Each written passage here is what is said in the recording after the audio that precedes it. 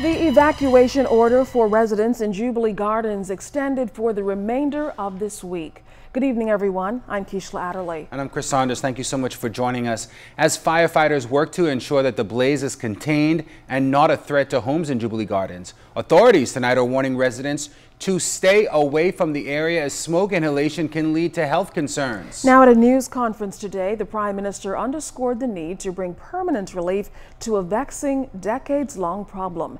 Here's Clint Watson. I've been through this now for 30 years with my residents. 30 years. This is the worst I've ever seen it in my lifetime, and Melanie can tell you that.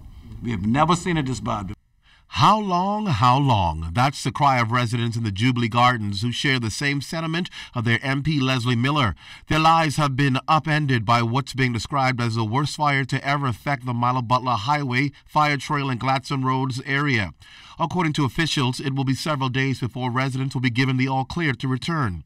We are still not recommending people to return to their homes in Jubilee Gardens. The wind changes, obviously, direction throughout the course of the day. From a firefighting perspective on the landfill, we believe it's going to be 5-7 days. Assistant Commissioner of Police Stephen Dean is allaying fears and concerns of residents, noting that officers remain posted to all entrances of the community and are vetting anyone going in and out. That overnight and since that fire, we have no reported incidents in that area.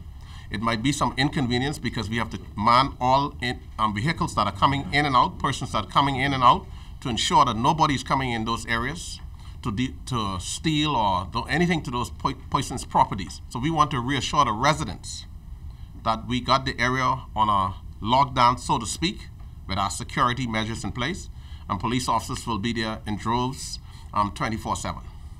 And even after residents return to their homes, the bigger question is, when will relief come to this community? Well, according to Prime Minister the Right Honourable Perry Christie, it's not far off. He has involved himself in the process of selecting a new management company with the technology and expertise. They have met with a group from the U.S. and a local group who advanced a foreign partnership represented by the financial group Providence. Together, we were approaching the final sort of concluding aspects of determining a new operator, a new management company, and the introduction of the measures that we believe would in fact eliminate forever and forever the kind of tragic circumstance that took place out there.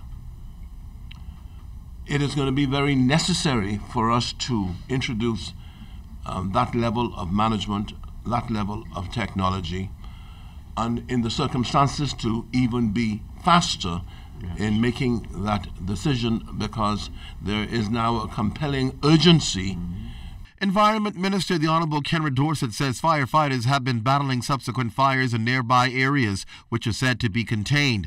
The main fire has moved into a northwesterly direction on the landfill, but it's in an area that's contained. I'm imploring any Bahamian who may have access to a water truck, please contact the Director of Environmental Health Services. We need all of the water that we can access onto the landfill as we speak.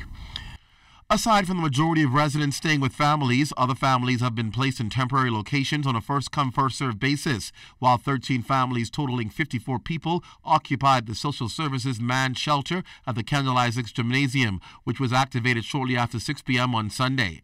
Additionally, garbage collection may be temporarily placed on hold, as the facility will not be accepting any deposits at the time. Clint Watson, ZNS Network News.